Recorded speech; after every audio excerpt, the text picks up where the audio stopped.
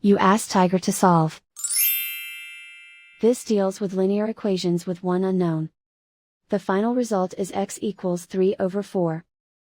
Let's solve it step by step. Simplify the expression. Expand the parentheses.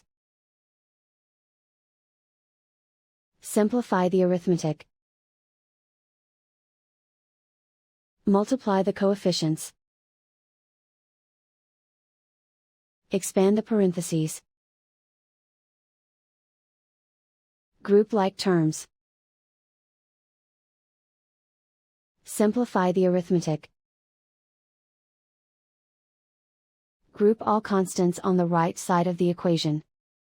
Add 12 to both sides.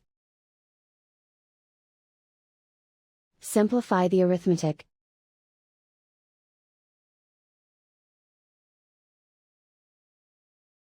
Isolate the x. Divide both sides by 16. Simplify the fraction. Find the greatest common factor of the numerator and denominator. Factor out and cancel the greatest common factor. And so the final result is x equals 3/4.